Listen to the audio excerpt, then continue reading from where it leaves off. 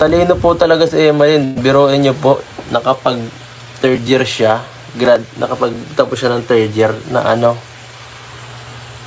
engineering sa CNSC pa. Mahirap yun dun, guys. Grabe ang dun. Grabe ang competition dyan sa CNSC. Magaling yun bata. Tahimik lang pero magaling. Nakakabilib talaga. Sayang nga yung kanyang engineering. Pero pagkatapos naman niya siguro ng pwede naman siya mag-engineer pa. Grabe rin talaga yung bahay nila po, guys, sa personal. Sa personal po, mas nakakaawa yung bahay nila. Hindi mo talaga masasabi. Ganito po yung bahay nila, parang ganito. Pero yung ganitong plywood, gabok na po. Talagang kaya nang butasin ng daliri yung yung loob. Kaya tapos nakatali lang po sa kahoy dun sa may haligi. Kaya grabe, sabi ko pong bihira, mahigit hindi sila dun pinapasok ng masamang tao kasi pwede talaga Saka puro babae sila, medyo hindi pa kalakihan yung magnanay, kaya delikado. Mama ko. Hello everyone! Welcome back again to my channel. So mga kasukay, mga kalingap, sa mapagpalang araw na muli sa atin lahat. So for today's vlog, pag-usapan natin itong na-vlog ni Kalingap Edu na si Emalyn.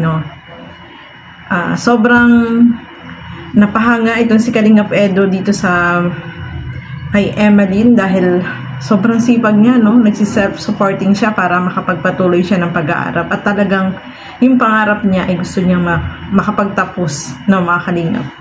So nanghinayang lang si Kalingap Edu kasi yung kinuha niyang course is engineering, kaya lang siguro dahil hindi naman niya nakaya, nag-ship siya ng ibang course na teacher mga kalingap. So ayan nga so etong vlog na ito is in-refer po siya ni Patrick mga kalingap kay Kalingap Edu. So si Kalingap Edu naman ay pinuntahan itong si Emalyn kasama si Patrick para mabisita at syempre para ma-vlog na rin po mga kalingap. So ito pa lang sila is na-vlog na ni Marius Vlog mga kalingap. Excuse me. Na-vlog na po siya ni Marius Vlog. Pero matagal na bago siya nabalikan. So mga kalingap, ito pa lang sila Emalyn is na-vlog pala ni Marius Vlog. Na-vlog na siya. Tapos alam din ni Kalingap Edu na na-vlog na ni Marius Vlog. Pero sabi nga is matagal na daw na hindi napupuntahan, hindi nababalikan. So eto nga, yung pagpunta dyan nila Kalingap Edu is na-i-vlog itong si Emalyn at nalaman nila yung sitwasyon nila. Especially nakita ni Kalingap Edu, sobrang naawa si Kalingap Edu dito sa kanila, sa kalagayan nila. Pati yung bahay ay sira na. Sabi nga niya, itulak lang ng daliri, mabubutas na yun sa pinto, di ba? Kita nyo naman po yung pintuan ng bahay nila. At etong si nanay, gusto niya na matulungan sila dun sa kusina. Kaya lang sabi ni Kalingap Edu, ang uunahin niyang tulungan itong si Emalyn na makapagpatuloy dun sa kanyang pag-aaral, masuportahan yung pag-aaral. Kasi sabi nga ni Kalingap Edu, hindi niya pa kaya na yung magpagawa. Pero na lang siguro kung may mga sponsor na tutulong, Pero ang priority talaga ni Kalingap Edu ay matulungan itong si Emalyn dahil talagang deserve naman po talaga na matulungan mga kalingap. So may naging issue nga mga kalingap dito kay naging issue or na thumbnail nitong si Marius Vlog. Pero pinalitan na niya na may isa daw vlogger na ng wakwak dito sa na-vlog niya. Na-vlog niya po kasi yun, pero matagal na niya bago nabalikan. Kaya siguro nung pagbalik niya, binalikan niya muli, ayun nga. At pinanood ko rin po yung vlog na yun mga kalingap. Sabi nga niya is okay lang naman daw sa kanya kung meron ng uling tumutulong na iba maliban sa kanya. Kaya lang marami yung umalma doon mga kalingap kasi nga doon sa thumbnail na ginamit niya ay merong isang vlogger na itong si nanay inatanong doon na meron daw na isang vlogger na pumunta sa kanila na yung may retainer, may sa ngipin, no? 'Di ba merong si Kalingap Edu. So si Kalingap Edu yung tinutukoy doon. Pero yung naging thumbnail ni Marius Vlog, yun ang hindi nagustuhan ng lahat. Kasi bakit winakwak? Hindi naman winakwak yun. Bakit ganun yung thumbnail na ginawa niya? Ito ba ay nakikisakay kay Kalingap Edu para mapuntahan siya ng mga viewer, mga Kalingap, sa tingin nyo?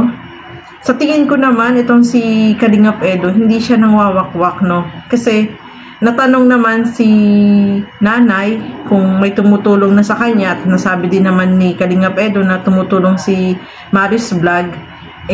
Itong si nanay, iba yung sagot niya, no? Hindi naman siya sumagot doon. Siguro, sana kung sinabi niyang hindi na siya magpapablog kasi may nagbablog na, di ba? Kapag gano'n na tinanong ka at may nagbablog na sa iyo, dapat ang sasabihin mo, may nagbablog na po sa akin. Wala naman siyang sinabing ganon, no, mga Kalingap. Kasi pinanood ko rin po yung video na yun. At wala naman sinabing ganon si nanay. Ang sinabi niya ay gusto niya na mapagawan sila ng yun sa kusina. At nakita din naman ni Kalingap Edu yung sitwasyon ng bahay ay talaga naman pong sira na. At sobrang madumi pa dun sa labas. Yung mga gamit dun sa parang nasa lapag lang siya. At sobrang dumi. Nakita po natin yon, mga Kalingap. So, deserve naman nilang matulungan. Pero dapat itong si nanay, nagsabi siya na may nagbablog na sa kanila. Tapos, nung binlog siya ni Marius Vlog, sinabi niya na akala daw niya hindi na siya babalikan. May, parang naiyak pa nga siya doon, no, mga Kalingap. Kaya, dapat kapag ganun, kapag halimbawa may nagbablog na sa iyo, maging honest ka dun sa nagbablog na bagong yung una mong makita, sabihin mo agad na meron nang nagbablog para hindi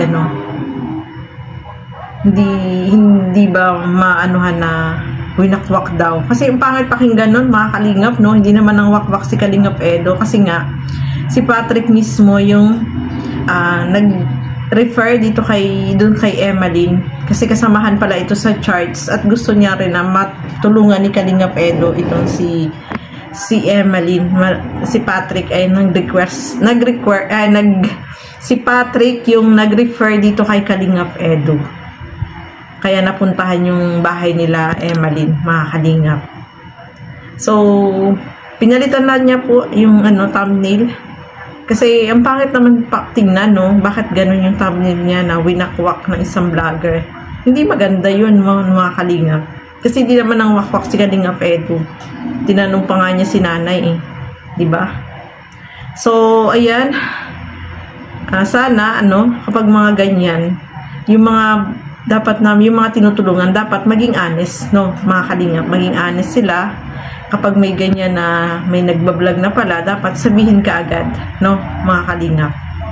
So, ayan, deserve naman po talaga na matulungan ni Emeline. Kaya sabi nga ni Kalingap Edu is talagang kailangan ng tulong, especially dun sa pag-aaral. Yun ang uunahin niya, yung pag-aaral ni Emeline. Kasi nag-aaral siya at meron siyang pangarap na makapagtapos ng kanyang pag-aaral, mga Kalingap. So, ayan po. Sana ay yung next time kapag gagawa tayo ng thumbnail, ayusin natin, no? Kasi hindi naman maganda na yung ilalagay mong thumbnail doon ay ganun. Hindi naman ang wakwak itong si Kalingap Edu, mga Kalingap. Ito ay gusto lang ding makatulong. Siguro kapag ganyan na na meron tumutulong na, kasi 'di ba? Kapag ganyan na may tumulong na, syempre parang di ko na siya babalikan kasi meron na pa nang nagbablog. Binalikan uli nung nagbablog. So, syempre, pangit naman yun na dala-dalaway nagbablog sa kanya, no, mga Kalingap. At sabi naman ni Marius Vlog is okay lang daw sa kanya na may tumutulong na iba, pero bakit ang nilagay niyang thumbnail ay hindi maganda? Yun ang hindi tama, no, mga Kalingap. So, ayan, hanggang dito na lamang po muna. Maraming salamat po sa inyong walang sawang panonood at pagsuporta dito sa aking mga reaction video.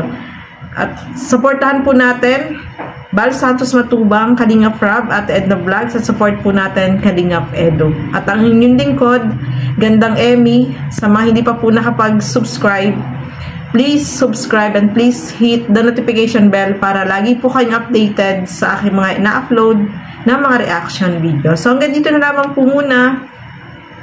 Keep safe everyone. Thank you for watching. Mabuhay po tayong lahat. Bye-bye!